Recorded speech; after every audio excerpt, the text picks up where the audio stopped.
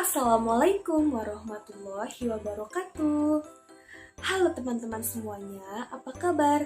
Semoga kalian semua dalam keadaan sehat ya. Sebelumnya, izin memperkenalkan diri, nama saya Protul Aini. Saya dari Prodi Pendidikan Matematika Universitas Serang Raya semester 7.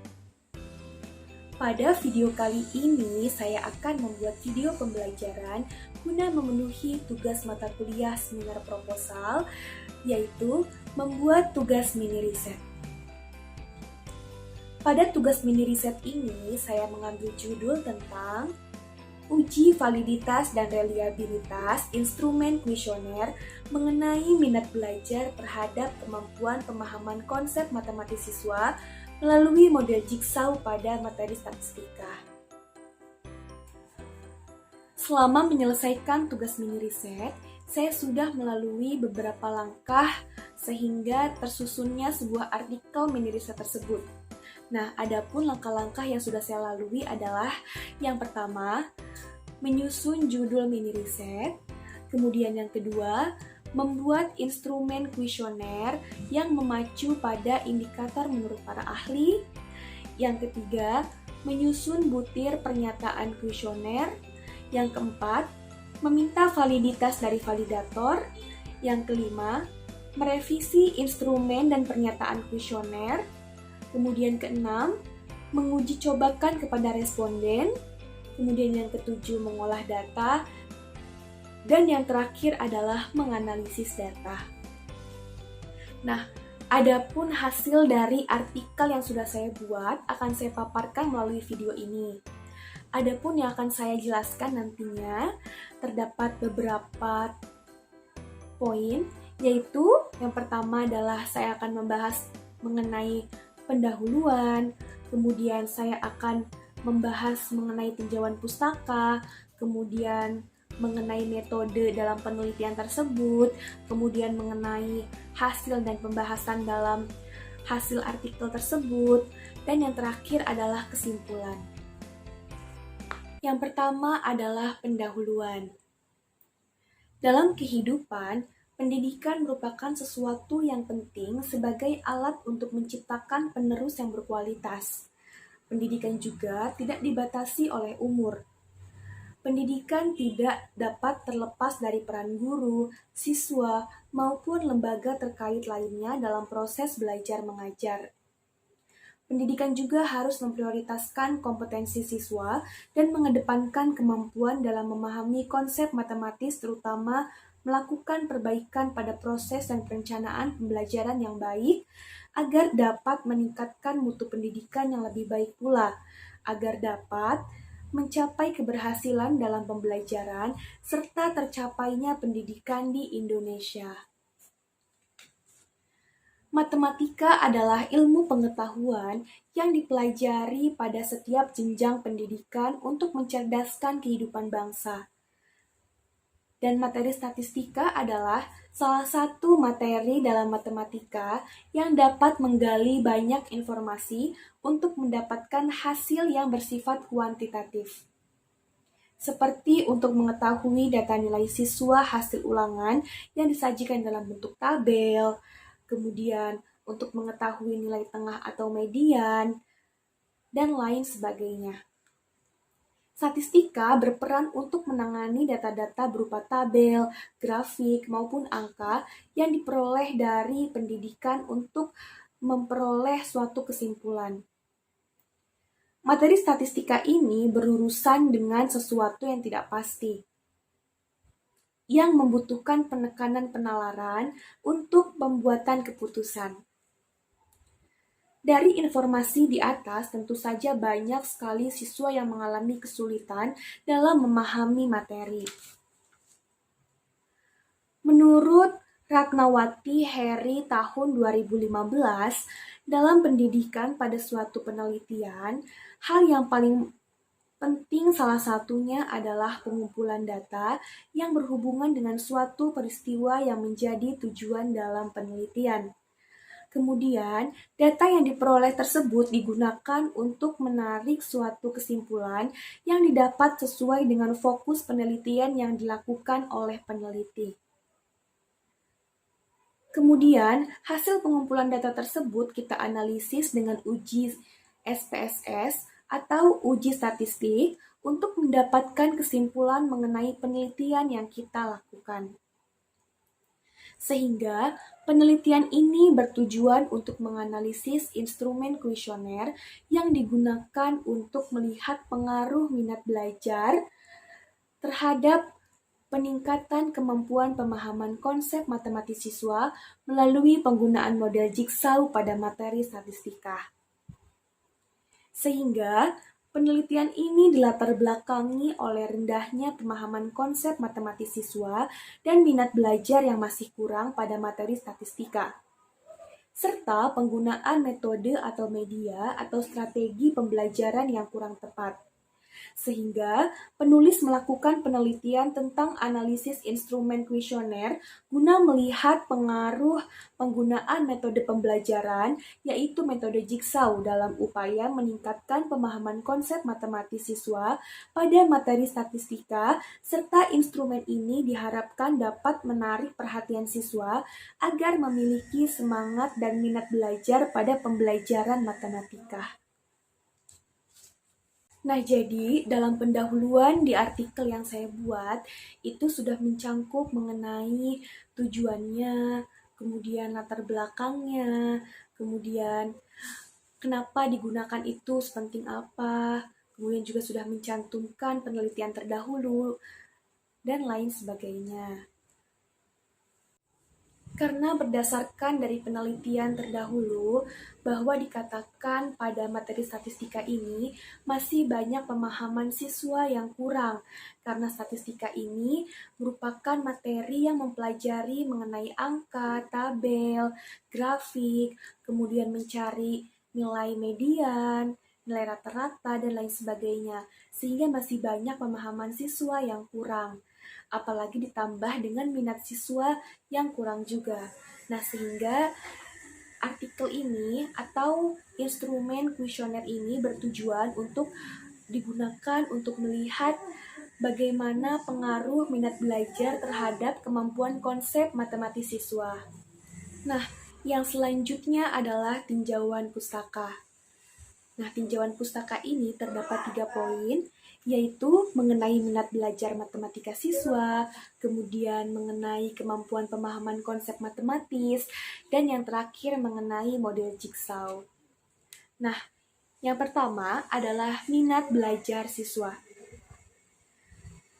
Dari pendapat-pendapat yang telah dijelaskan, dapat disimpulkan bahwa minat itu merupakan keadaan seseorang yang merasakan adanya perubahan tingkah laku yang disengaja yang mulai diawali dengan timbulnya rasa semangat, kemudian adanya keinginan, adanya gairah, timbul rasa tertarik, adanya rasa suka, adanya rasa tekun dalam melakukan kegiatan yang dapat memenuhi tingkah laku yang dirasakan melalui kegiatan tersebut.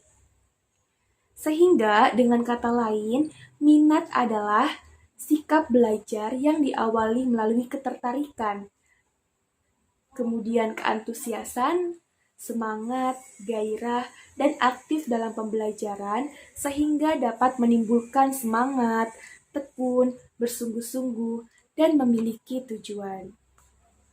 Nah, kemudian kemampuan pemahaman konsep matematis. Berdasarkan uraian yang telah dijelaskan tersebut, peneliti dapat menyimpulkan definisi pemahaman konsep adalah kemampuan yang dimiliki seseorang untuk mengemukakan kembali ilmu yang diperolehnya, baik dalam bentuk ucapan maupun tulisan, dengan menggunakan bahasa sehari-hari kepada orang lain, sehingga orang lain tersebut benar-benar mengerti apa yang disampaikannya. Nah, yang terakhir dalam tinjauan pustaka adalah model jigsaw. Berdasarkan beberapa pendapat sebelumnya, bahwa cooperative learning tipe jigsaw merupakan salah satu tipe pembelajaran kooperatif yang dilakukan secara bekerja sama untuk mencapai tujuan pembelajaran. Model ini dapat mendorong peserta didik untuk aktif, mengembangkan komunikasi, dan saling membantu antar sesama kelompok dalam menguasai materi pelajaran untuk mencapai prestasi yang maksimal. Model jigsaw dapat digunakan secara efektif setiap tingkatan pendidikan di mana peserta didik telah mendapatkan keterampilan akademis dari pemahaman, membaca, mengulang, berkomunikasi, maupun keterampilan kelompok untuk belajar bersama. Nah, itulah penjelasan dari poin di tinjauan pustaka. Yang selanjutnya adalah metode. Metode penelitian ini dilakukan dengan menggunakan pendekatan kuantitatif. Penggunaan metode kuantitatif dalam penelitian ini adalah dengan tujuan menguji validitas dan reliabilitas instrumen menggunakan kuesioner. Pendekatan kuantitatif ini dilakukan dengan cara melakukan survei, di mana kuesioner tersebut sebagai instrumen untuk memperoleh data dan menarik kesimpulan. Dan jenis pengujian yang digunakan adalah uji validitas dan uji reliabilitas. Penelitian ini dilakukan pada sekolah menengah atas yang berasal dari berbagai sekolah yang sudah mempelajari materi statistika. Populasi dalam penelitian ini adalah seluruh siswa kelas 12 dari berbagai sekolah menengah atas. Dan teknik pengambilan sampel yang digunakan dalam penelitian ini yaitu dengan menggunakan teknik random sampling. Teknik ini digunakan peneliti karena pengambilan sampel anggota dari populasi dilakukan secara acak tanpa memperhatikan tingkatan yang ada dalam populasi itu. Teknik random sampling dilakukan dengan cara mengambil sampel di mana semua individu dalam populasi diberi kesempatan yang sama untuk dipilih sebagai anggota sampel. Nah, jadi dalam penelitian ini saya menggunakan kuesioner untuk memperoleh datanya. Nah, dalam penyebaran kuesioner ini, saya mendapatkan sebanyak 55 responden dari populasi semua siswa kelas 12 dari berbagai sekolah menengah atas. Nah, jadi sampel yang saya ambil adalah siswa-siswa yang kelas 12 yang sudah mempelajari materi statistika. Dan kelas 12 ini tidak hanya pada satu sekolah saja, tetapi dari berbagai macam sekolah menengah atas. Jadi populasinya adalah seluruh kelas 12 dan sampelnya saya mengambil dari berbagai macam sekolah di tingkatan kelas 12. Tahapan-tahapan dalam penelitian ini adalah yang pertama, penulis melakukan literasi review mengenai indikator-indikator yang digunakan dalam kuesioner. Nah, jadi sebelum saya menyusun kisi-kisi instrumen dan menyusun pernyataan butirnya, saya terlebih dahulu membaca beberapa jurnal yang terkait dengan indikator-indikator yang akan saya gunakan dalam judul. Kemudian yang kedua, penulis melanjutkannya dengan membuat kisi-kisi instrumen yang sesuai dengan indikator yang telah penulis review. Nah, jadi setelah saya membaca indikator-indikatornya, kemudian saya menyusun kisi-kisi instrumennya yang sesuai dengan indikator. Kemudian yang ketiga, setelah itu, penulis mulai menyusun butir-butir pernyataan instrumen kuesioner yang berkaitan dengan indikator. Nah, setelah saya menyusun kisi-kisinya, kemudian saya menyusun butir-butir pernyataannya. Nah, butir-butir pernyataan ini harus sesuai dengan kisi-kisi dan indikator yang telah saya buat tadi. Nah, kemudian selanjutnya, penulis meminta masukan dari para ahli untuk melakukan uji validitas instrumen dengan melibatkan dua orang yaitu validator 1 dan validator 2. Nah, jadi sebelum pernyataan ini disebarkan kepada responden, saya melakukan uji ahli dulu kepada validator ya. Ada validator 1 dan validator 2. Nah, jadi validator ini akan memberikan kita masukan atau saran mengenai instrumen, kisi-kisi, atau pernyataan butir yang sudah kita susun. Nah, sehingga masukan-masukan tersebut bisa memberitahu kita apakah instrumen tersebut layak atau tidak. Seperti itu. Kemudian, yang kelima, melakukan revisi hasil uji validitas instrumen. Nah, langkah selanjutnya adalah setelah meminta validasi dari validator, saya melakukan revisi instrumen karena terdapat beberapa masukan dan saran dari para ahli tersebut atau dari validator tersebut mengenai instrumen dan butir pernyataan yang telah saya susun sebelumnya. Kemudian yang keenam, penulis mulai melakukan uji coba instrumen kuesioner dengan menyebar link kuesioner secara online melalui Google Form. Nah, karena tadi saya sudah menyusun instrumennya, kemudian sudah menyusun butir pernyataannya, kemudian sudah meminta validasi dari validator, dan sudah merevisinya, kemudian langkah selanjutnya adalah tinggal menyebarkan link kuesioner kepada responden melalui Google Form. Nah, kenapa melalui Google Form? Karena pada saat ini kan kita sedang berada pada masa pandemi COVID-19, sehingga untuk penelitian ini dilakukan melalui Google Form untuk menyebarkan kuesionernya. Nah, yang selanjutnya, kemudian penulis melakukan pengolahan data, yaitu menguji validitas dan reliabilitas instrumen kuesioner. Nah, jadi setelah disebar kuesionernya, kemudian kita olah datanya. Jadi, dari 55 responden yang telah kita dapat tersebut, kemudian datanya kita olah melalui uji statistik atau uji SPSS. Kemudian kita lihat apakah valid atau tidak, ataukah reliable atau tidak pada instrumen tersebut. Nah, kemudian setelah data diolah, penulis melakukan analisis data. Nah, kemudian setelah saya mengolah data, saya melakukan analisis data. Jadi tadi kan sudah diolah, kemudian kita analisis. Apakah ini sudah valid atau belum? Apakah reliable atau tidak? Seperti itu. Nah, kemudian yang terakhir, penulis memaparkan hasil akhir mengenai instrumen kuesioner hasil penelitian yang telah dilakukan. Nah, kemudian hasil akhirnya ini terbentuklah sebuah artikel mini riset tersebut dan memaparkan seperti apa hasil dan pembahasannya, kesimpulannya seperti apa, dan lain sebagainya.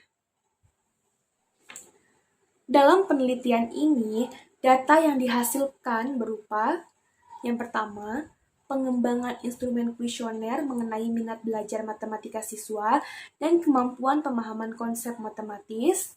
Kemudian yang kedua, hasil revisi instrumen yang dievaluasi oleh ahli atau validator. Yang ketiga, hasil pengumpulan data yang sudah diolah atau diuji validitas dan reliabilitasnya. Dan yang keempat, menyimpulkan hasil pengolahan data. Jadi, dari penelitian ini diperoleh 4 poin tersebut.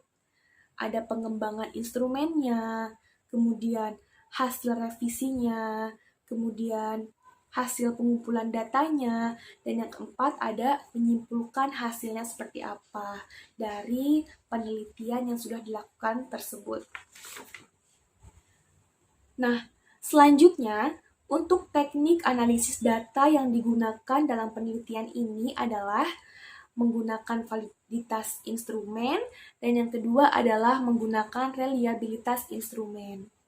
Kenapa dua itu? Karena dari judul saja kita mengujinya adalah menguji apakah instrumen ini valid atau tidak, apakah layak atau tidak untuk digunakan.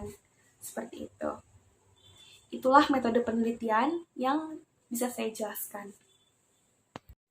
Yang selanjutnya adalah hasil dan pembahasan. Sebelum memulai penelitian, peneliti melakukan melakukan literasi review mengenai kemampuan yang akan diukur dalam kuesioner dengan tujuan untuk mendapatkan informasi mengenai indikator-indikator apa saja yang akan dijadikan acuan dalam penyusunan kuesioner mengenai minat belajar terhadap kemampuan pemahaman konsep matematis dengan menggunakan model jigsaw pada materi statistika. Menurut Ricardo dan Rini tahun 2017, beberapa indikator yang digunakan untuk mengukur minat siswa dalam belajar yaitu perasaan timbulnya rasa semangat, adanya keinginan, adanya gairah, timbul rasa tertarik, adanya rasa suka, adanya rasa tekun dalam melakukan kegiatan yang dapat merubah tingkah laku yang dirasakan melalui kegiatan tersebut.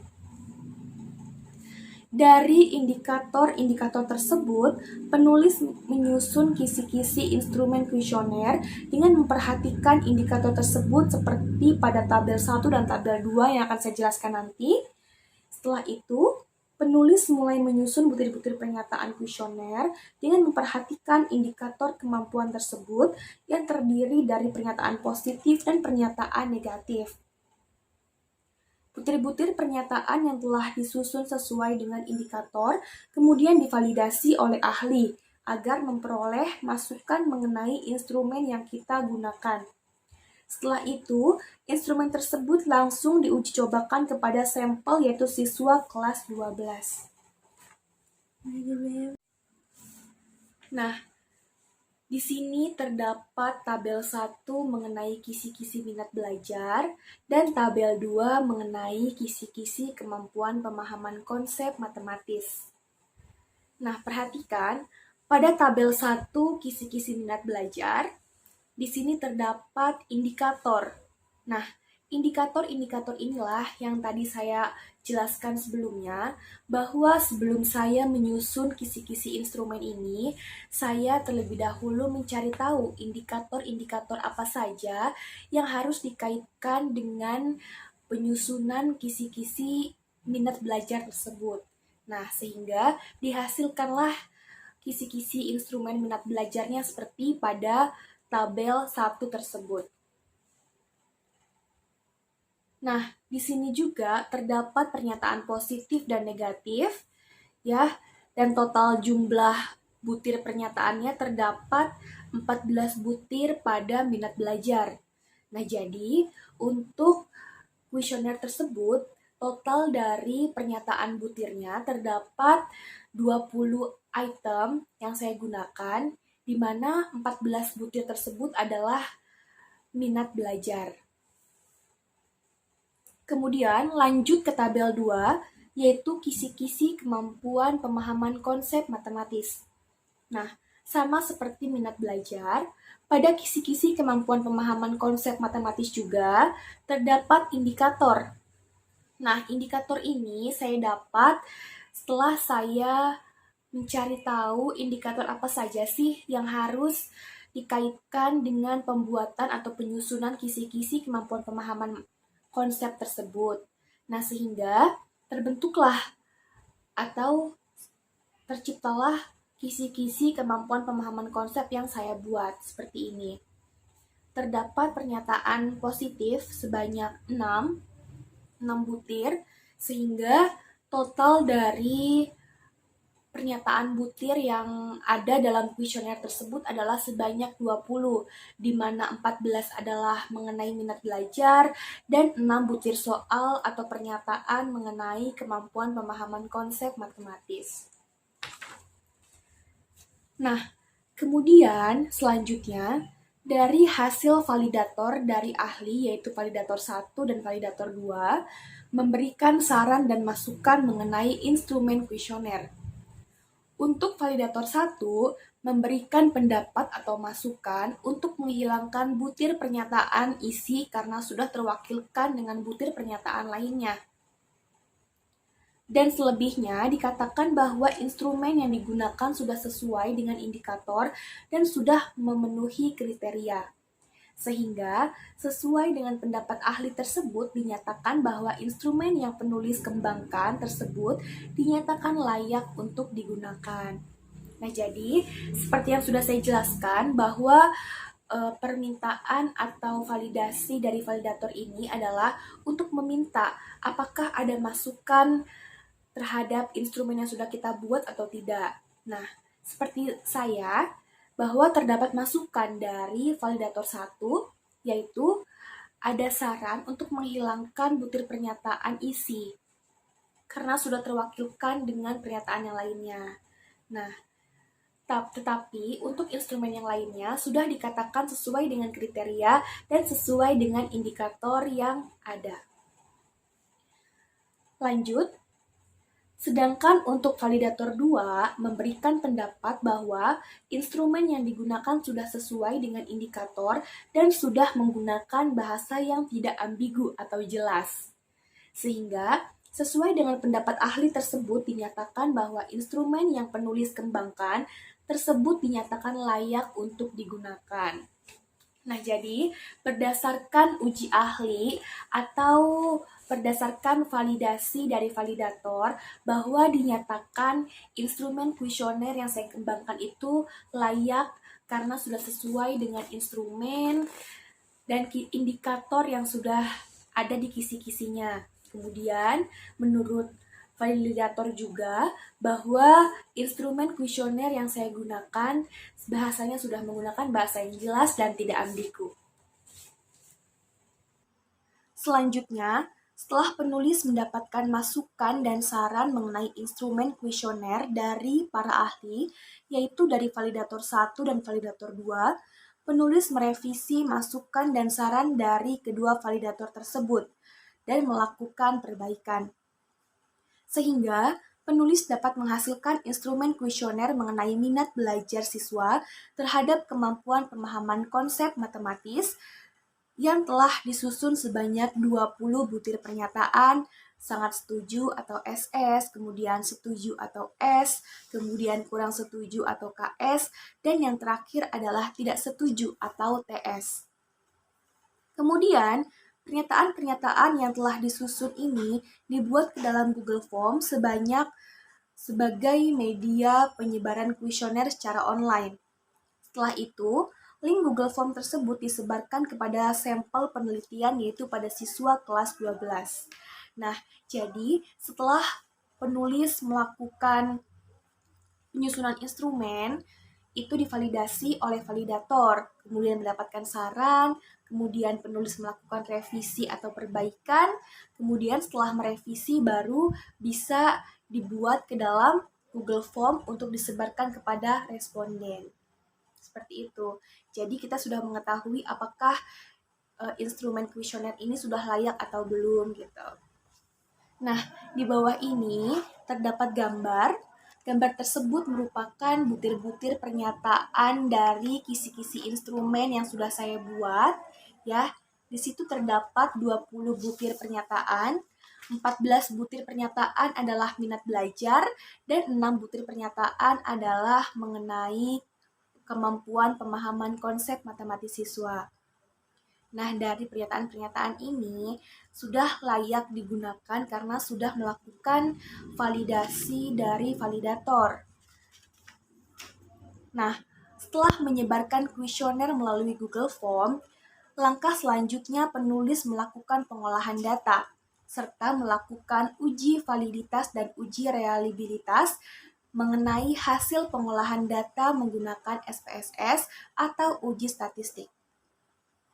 Dari hasil yang diperoleh dapat disimpulkan bahwa instrumen kuesioner yang disusun penulis dapat digunakan untuk mengukur minat belajar matematika siswa terhadap kemampuan pemahaman konsep matematis dengan menggunakan model jigsaw pada materi statistika. Nah, jadi dari penyebaran kuesioner ini didapatlah 55 responden, kemudian saya mengujinya menggunakan uji SPSS atau uji statistik dengan menguji uji validitas dan reliabilitasnya, dan ternyata setelah diolah datanya, ternyata hasil yang didapatkan adalah layak, bisa digunakan untuk mengukur kemampuan tersebut. Nah, yang pertama pada uji validitas, pada angket diketahui jumlah respondennya adalah 55, maka distribusi nilai R tabel dari N sama dengan 55 dan taraf signifikansinya 5%, maka R tabelnya N-nya sama dengan 0,266. Nah, jadi 0,266 ini didapatkan dari banyaknya responden, kemudian kita cari taraf signifikansi 5%-nya berapa, dan didapat adalah 0,266. Nah, untuk melihat apakah valid atau tidak, maka kita tinggal hitung saja. Nilai R hitungnya harus lebih besar dari nilai R tabel, sehingga H0-nya diterima. Jika H0 diterima, maka dinyatakan bahwa instrumen kuesioner tersebut adalah valid. Nah, di bawah ini terdapat gambar ya, yang dimana itu merupakan hasil dari uji statistik dari uji validitas. Kita lihat pada poin 1 sampai poin 12 dinyatakan bahwa angketnya valid.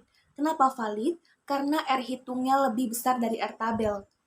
Dengan R tabelnya adalah 0,266.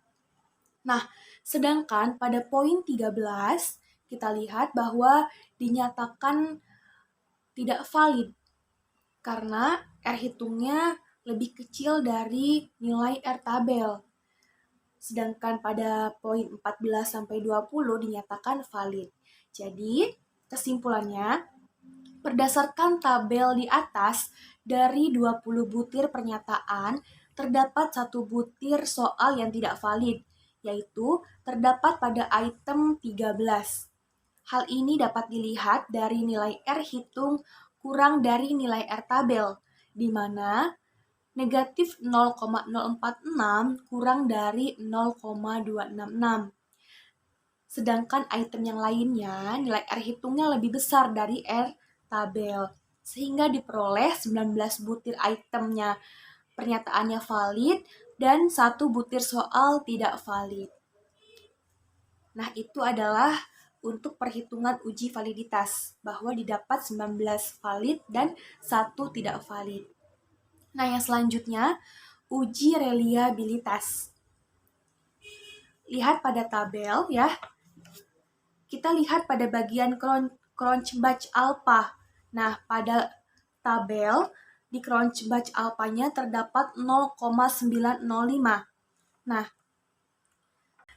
pada jumlah respondennya sebanyak 55 dengan taraf signifikansinya 5%, sehingga didapatkan nilai R tabelnya adalah 0,266.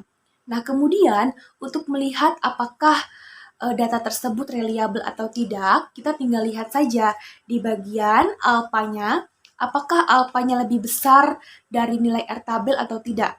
Jika alpha lebih besar dari nilai R tabel, maka dapat dinyatakan bahwa H0-nya diterima atau data tersebut adalah reliable.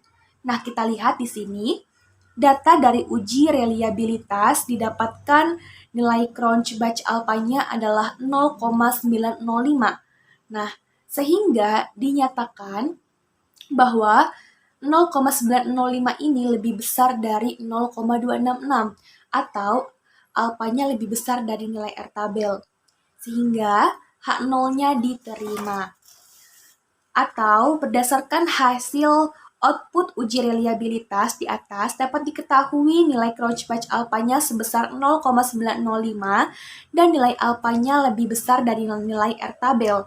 Maka dapat disimpulkan bahwa instrumen kuesioner yang digunakan dapat dinyatakan reliable atau konsisten. Nah, jadi dari uji reliabilitas ini, instrumen yang digunakan pada kuesioner tersebut sudah reliable atau konsisten.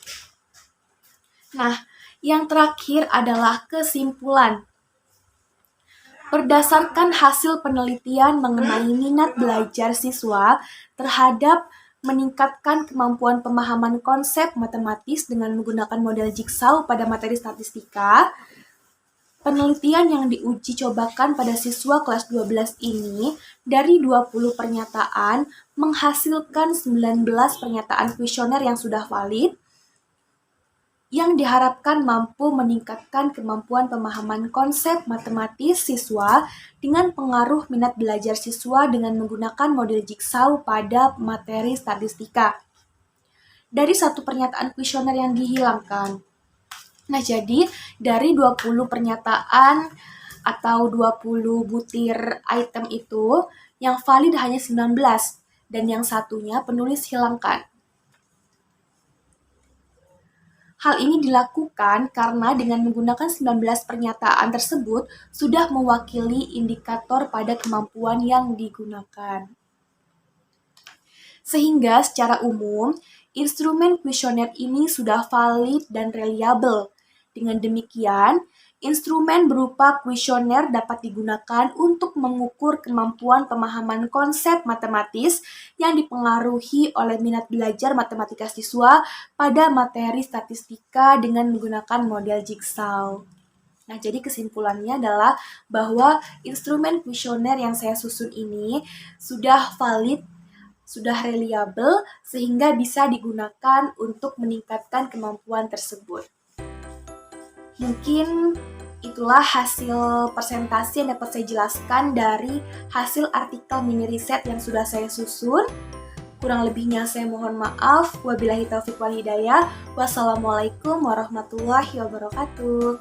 Terima kasih atas perhatiannya.